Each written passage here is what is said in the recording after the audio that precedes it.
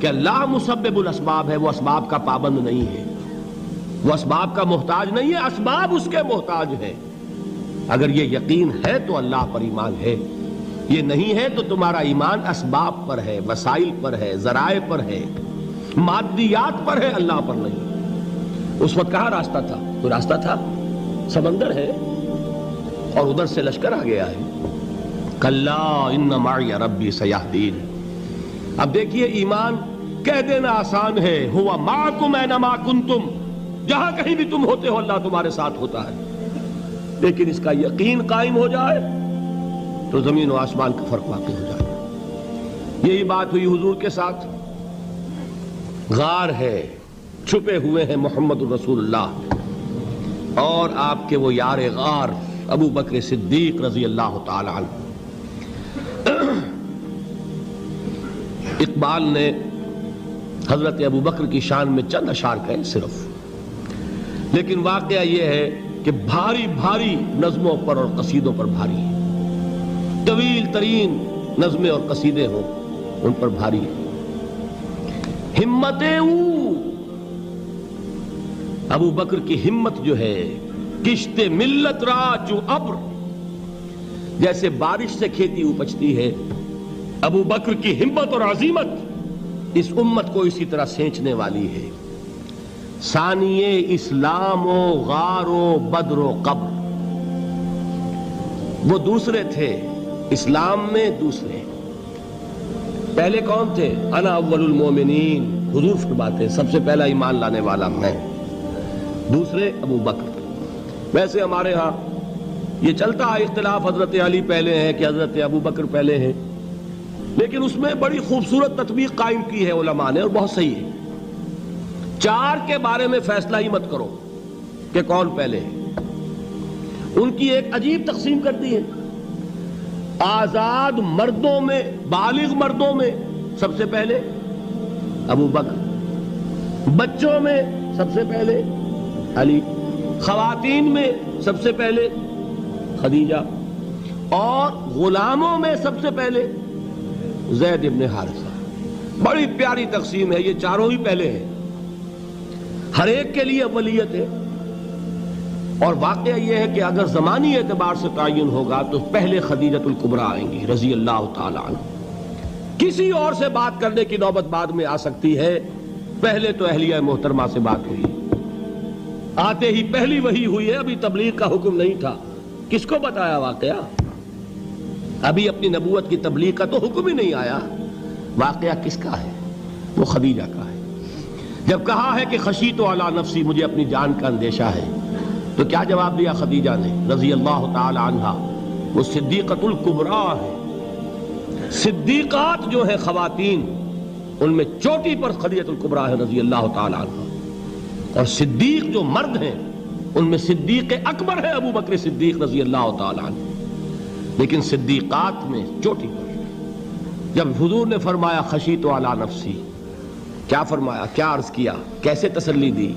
نہیں نہیں، اللہ آپ کو ضائع نہیں کرے گا، آپ غریبوں کے ہمدرد ہیں، آپ مساکین کے تکالیف رفع کرنے والے ہیں، آپ بیواؤں کی سرپرستی کرتے ہیں، آپ مسافروں کی خدمت کرتے ہیں، اللہ آپ کو ضائع نہیں کرے گا۔ یہ یقین ہے اس خاتون کے اندر۔ خیر وہ ایک علیحدہ بات ہو جائے گی۔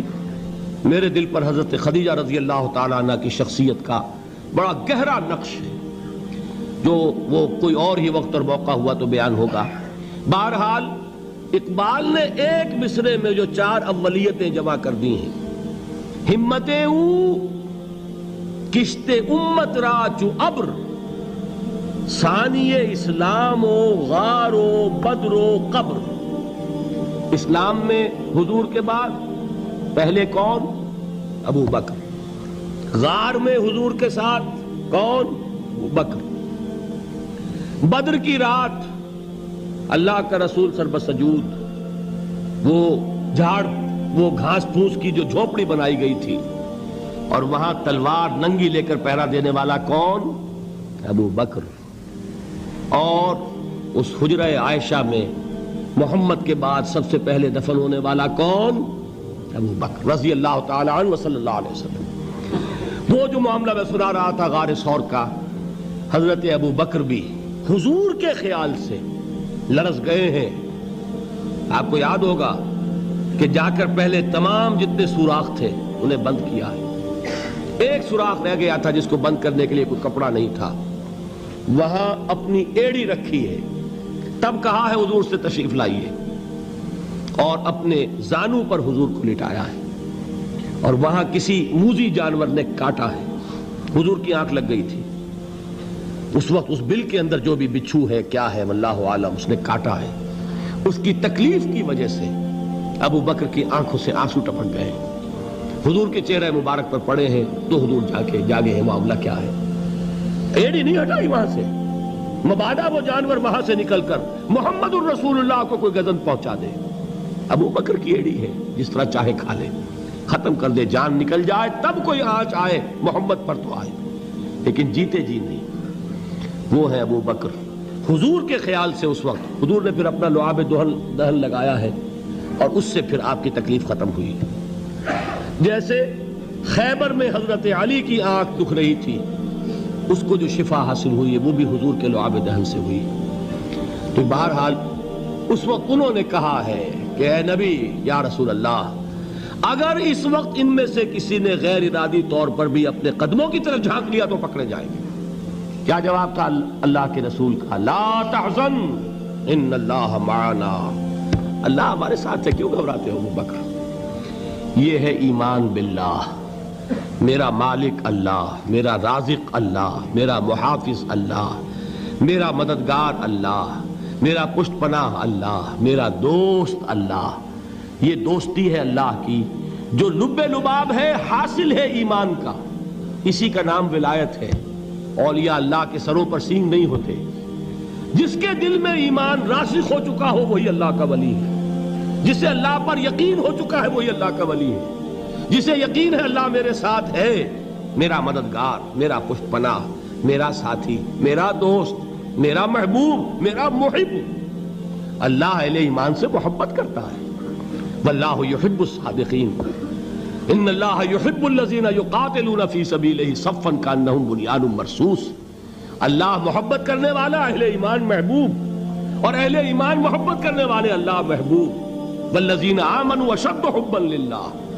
آپ تصور کیجئے جسے یہ رشتہ ایمان یا رشتہ ولایت حاصل ہو جائے, الا ان اولیاء اللہ لا خوف علیہم ولا هم یحزنون. آگاہ ہو جاؤ, اللہ کے دوستوں کے لیے نہ کوئی خوف ہے نہ کوئی حزن ہے.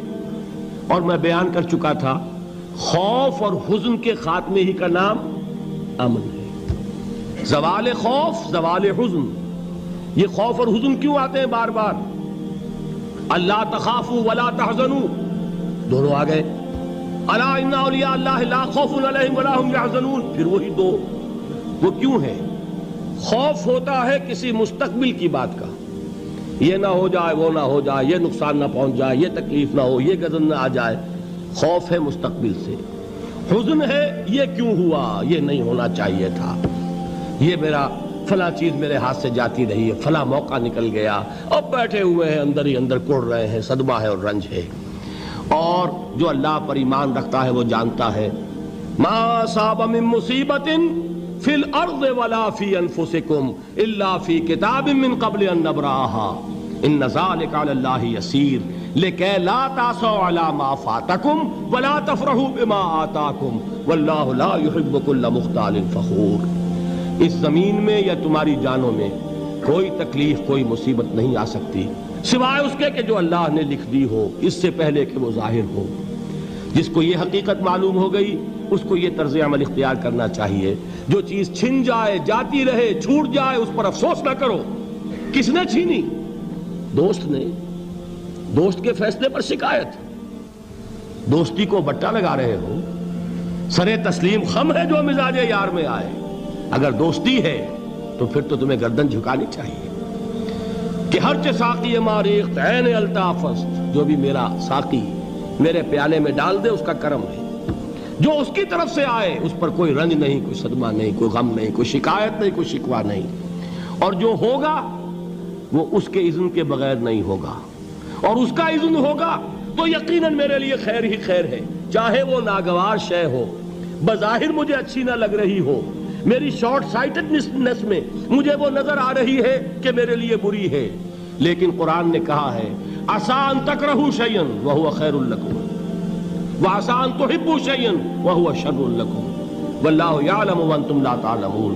ہو سکتا ہے تم کسی چیز کو ناپسند کرو درحال ہے کہ اسی میں تمہارا خیر ہو، اور ہو سکتا ہے تم کسی چیز کو پسند کرو درحال ہے کہ اس میں تمہارا شر ہو۔ اللہ جانتا ہے، تم نہیں جانتے۔ جب مجھے یہ بات معلوم ہو گئی، میں نے اپنا معاملہ اللہ کے حوالے کیا۔ سپردم بے تو مایا خیشرا تو دانی حساب کم و بیشرا، اے رب جو تو چاہتا ہے وہ ہو، تیرے علم میں جو شے میرے لیے خیر ہے وہ ہو جائے، میری کوئی پسند نہیں، میری کوئی چاہت نہیں، یہ ہے راضی برضائے رب۔ اکبر الہآبادی نے اسے کہا ہے رضائے حق پہ راضی رہ، یہ حرف آرزو کیسا، خدا خالق، خدا مالک، خدا کا حکم تو کیسا۔ جب میں آ گیا بیچ میں، میری پسند، میری مرضی، میری خواہش، میری چاہت، یہی تو شرک ہے۔